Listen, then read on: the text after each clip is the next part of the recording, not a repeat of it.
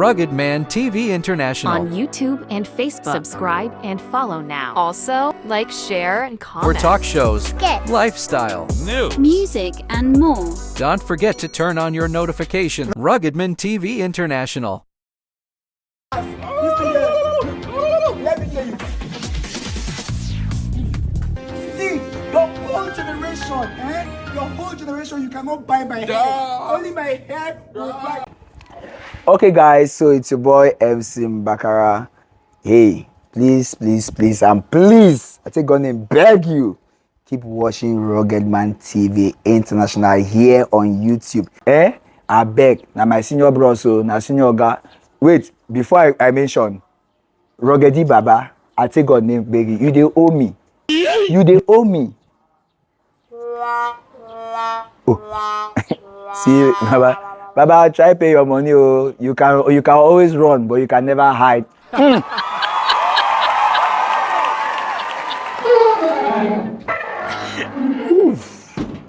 Hey, hello. So my name is Aya.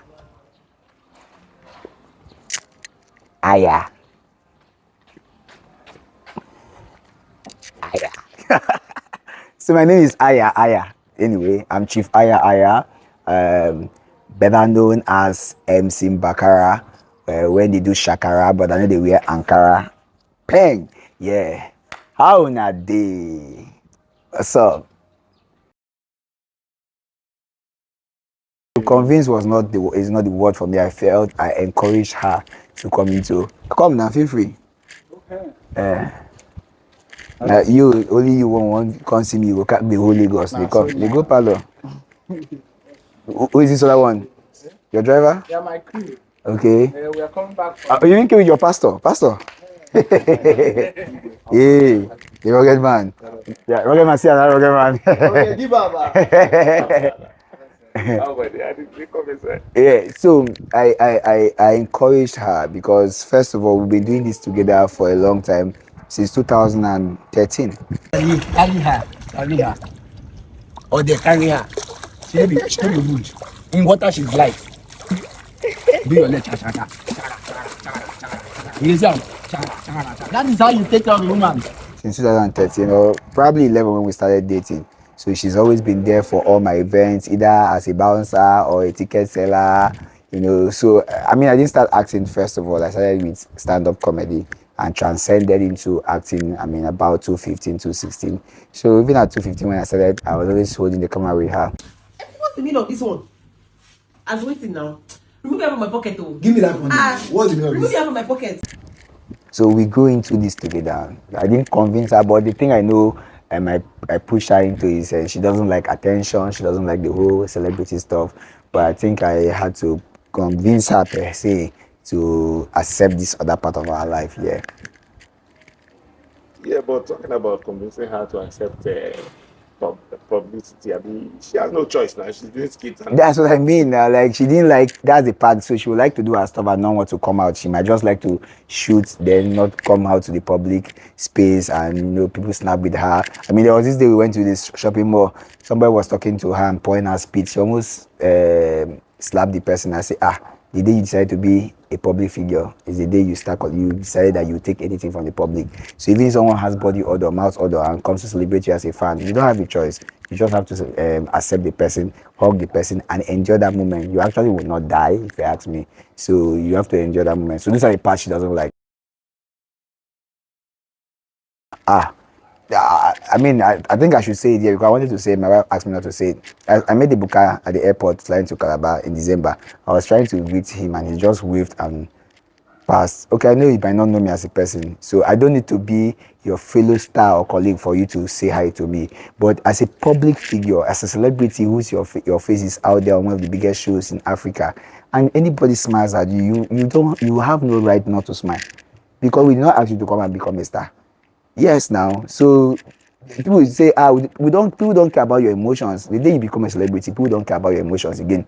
They care about how they feel. So I knew when I was not yet a celebrity, how I felt when I saw celebrities. I felt like I knew them. I felt like they should smile at me. When I saw Kanayo in the bank one day, I wanted to jump on him. And the way he looked at me, I'm like, oh, I mean, don't know me. You know, so, but for me, I have that ideology. Like, whenever I see you, I just have to smile. If you call my name, I will smile. I will hug you. I'll try to be friends with you because that's why I came to that space. Um, so how did I know about all of this stuff? Yeah, first of all, I went to film school where I was taught all of these monetization skills, and then I did a lot of research, and somehow I became a guru in it. You know, before. So while my mates were chasing fame, I was chasing the knowledge. So a lot of them now have fame, but I have knowledge and fame. So how much have I about my first money? It should be around $500 to $1,000. That was like 3 years ago.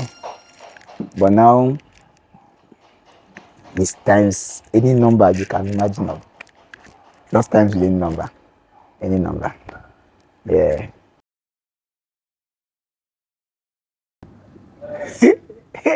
St. Patrick College, Ikoransa, Calabar. That's my secondary school, right?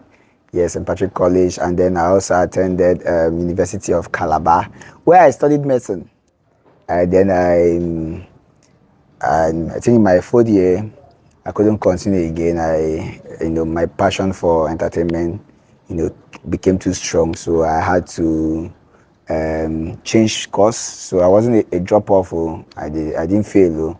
I just had to resign from studying medicine, and I finished as a biochemist.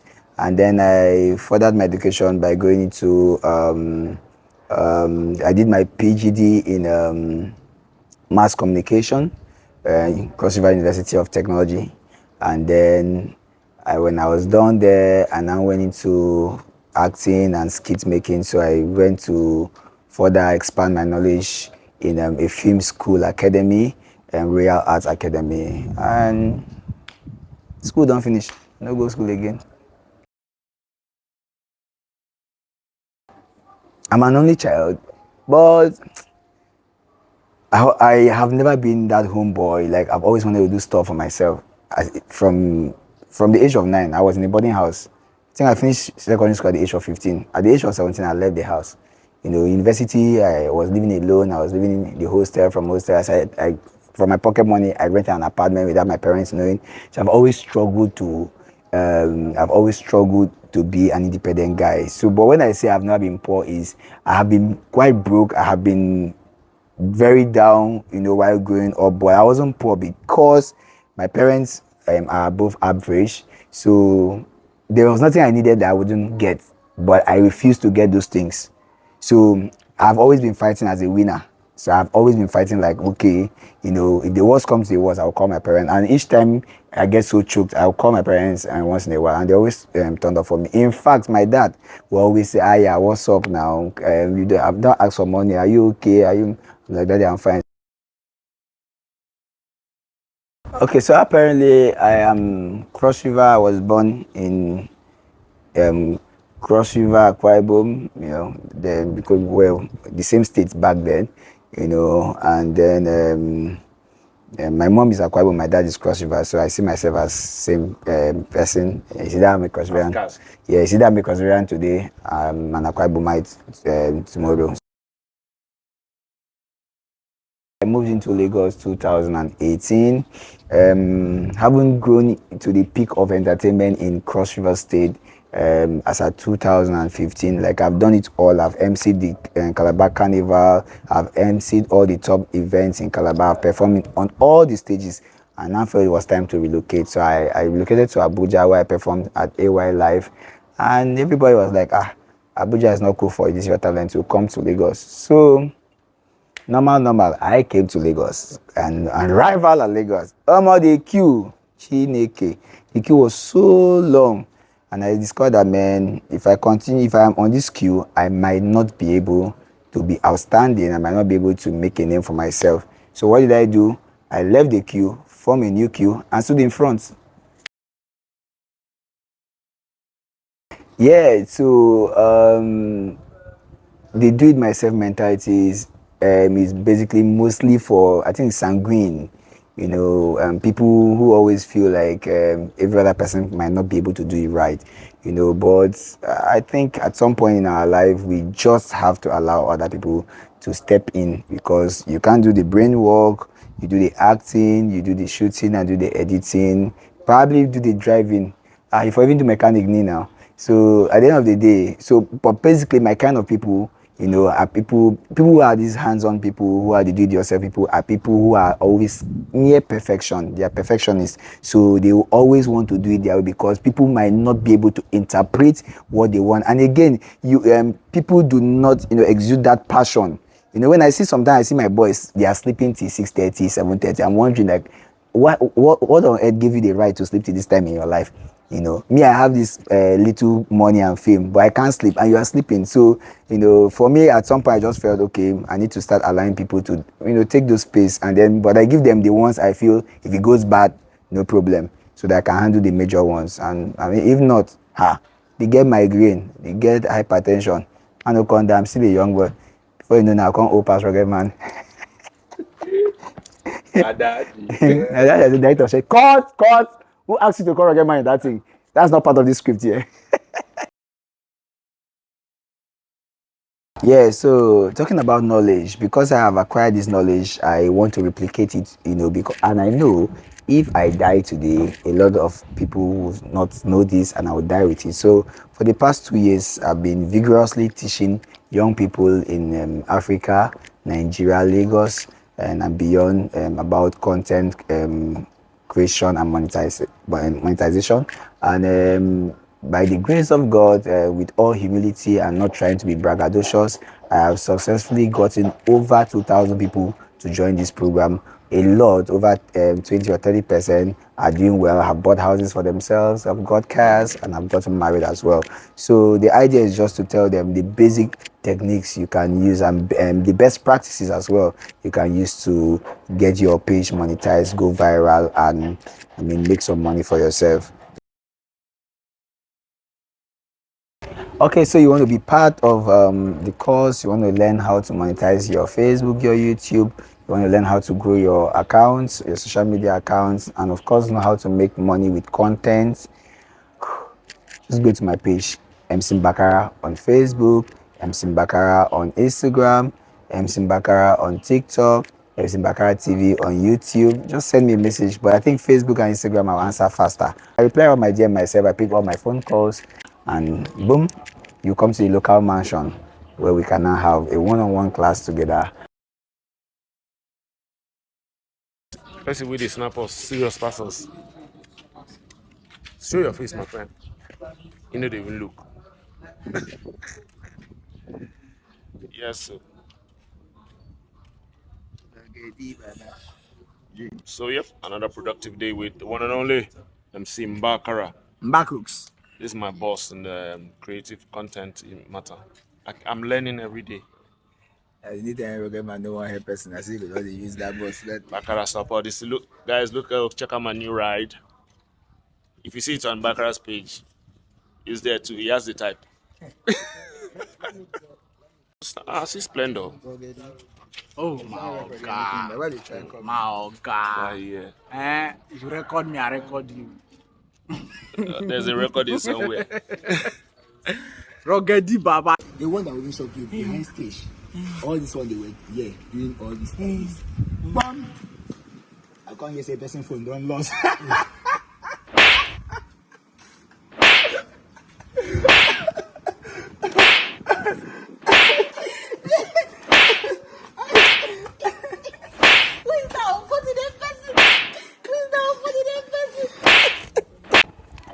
Okay, guys, so it's your boy MC Mbakara. Hey, please, and please, I take God and beg you, keep watching Ruggedman TV International here on YouTube. I beg. Now my senior bro, so now senior guy. Wait, before I mention Ruggedy Baba, I take God name beg you. You they owe me. You they owe me. Oh. See, Baba. Baba, try pay your money. Oh. You can always run, but you can never hide.